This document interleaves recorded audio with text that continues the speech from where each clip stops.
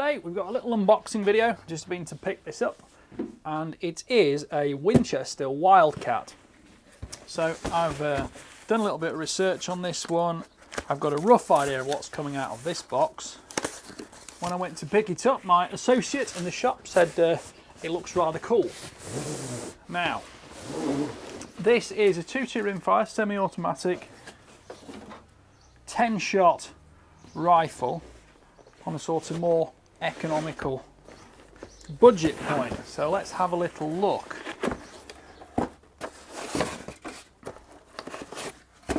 And here we are. Oh, it's got a sight on it as well. I wasn't expecting that. So I'm just going to check it's clear. It's clear. Let's work from front to back. You can do it at the same speed I can do it. Right. This is good. It's been screw cut. It looks like a 1/2-inch screw cut for moderator. We've got a front iron sight with, yep, just an iron sight, no glowing bead on that one. Polymer stock. The barrels, I think, they may be cold hammer forged. They may be button rifled. I'm not sure. I'll have to check up on that one. These are made in Turkey, these rifles, and imported to be used by Winchester. Now, it's a polymer receiver, it's a polymer stock, and it's quite clever in the fact I do know it's got a push button in the back here which allows the whole trigger group to drop out for cleaning and maintenance. I also know it uses Ruger 1022 magazines, but those Ruger 1022 magazines, this one looks like it's had a kite reflex sight put on there. I do know that the one thing this does that a Ruger 1022 doesn't is it's got last round hold open on the bolt. Now, if I take the magazine out, YouTube might demonetize this, so you'll soon know if that happens. But I also know that the bolt release catch, rather than being at the back, is at the front, and it springs out, which is quite nice, like that. And I also know it will come out with these serrated red bars on the side, which also works excellent. So if I put that will then close the bolt. So if I put that magazine back in and pretend I'm cycling it, yep, that locks that open. And then there's a little catch. The bolt release catch is there, that red catch there. Click, and there it goes, it closes down. So that looks quite interesting, and it's a slight improvement over the 1022. As I say, the magazine system, they will use 1022 magazines like the BX25 large capacity one, but it won't do the last round hold open with that magazine in it. This has got metal feed lips on it, it's rotary, it's a clear one. Looks like it can be, maybe not actually, it doesn't look quite as obvious as if it can be taken apart. Actually, maybe there are some clip fastenings here that allow it to be taken apart. Again, YouTube will no doubt demonetize me for that, so there we go.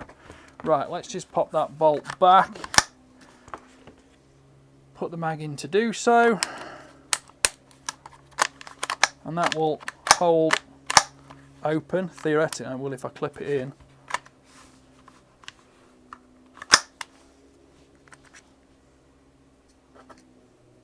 Helps if I put it in the right way around. And there we go. So at the back end we've got a little peephole sight there, which looks like it's adjustable with an Allen key for elevation and a little bit of windage too. Yep, that slides up and down a ramp.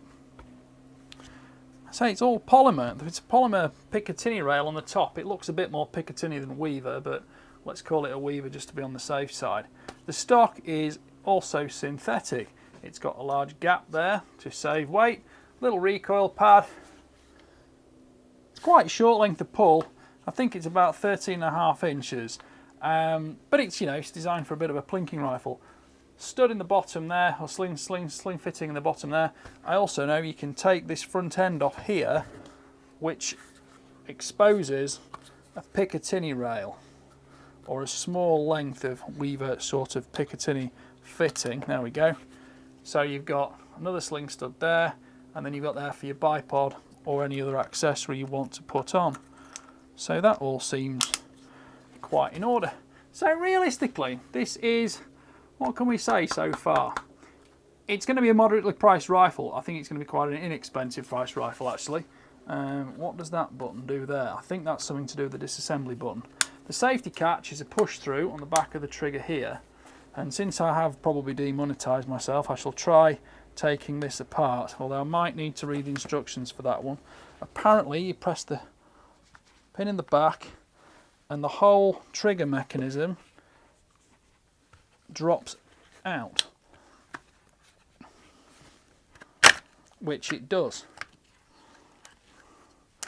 Perhaps needed to take the magazine out first. That comes out of there, and there we go. So you can take that all to pieces to clean it. The bolt handle there folds up and down to allow it to slide in and out the receiver. And I think you can take this bolt out to give that a full cleaning, disengaged from the rifle. So yeah, it's all, everything's polymer. Obviously, this has obviously had masses of investment in all the injection moulding procedures. There's 2 Allen keys on the side there, which is obviously for strip down maintenance, this, that and the other. That's quite a little funky thing that those are just clipped in there. So yeah, I can tell just by looking at that, that's had a massive design investment in it for machinery and tooling for injection moulding all these parts. There's very few pieces of steel. We've got a few bits of the action rails there, probably some bits in the trigger, obviously some springs. That's all polymer, stock, receiver's polymer. Do you know what? I think that is quite an interesting rifle because it's been built for a huge market in terms of the US market. They will sell hundreds of thousands, I'm sure. That's what it's been designed to do. The fact it's crossed over into the UK. I've actually waited for this rifle for about 2 years since it was first launched, but you know, usual delays and COVID and this, that and the other. And of course, yes, these are made in Turkey. But yeah, I'm quite impressed with that. I'm looking forward to shooting it. I'm going to put a moderator on it. I didn't know it was coming with a reflex on it, so I might even have a go with a reflex sight on it. Picatinny rail, so I've got a little 1:6 scope I might put on that too. See what fits. Put a sound moderator on the front just to keep it quiet because I like to use the Rimfires, they're quiet. It's an 18-inch barrel. That actually fully floats in there, and it's not bad for lateral as well. Yeah, good stuff. Right, well, I'm looking forward to that. Keep your eyes peeled. There'll be a full review on this in several weeks, maybe a month's time. And thanks for watching. Bye for now. Don't forget, please like, please subscribe, please comment, because feedback from you is what keeps me making videos. So thanks for watching. Bye for now.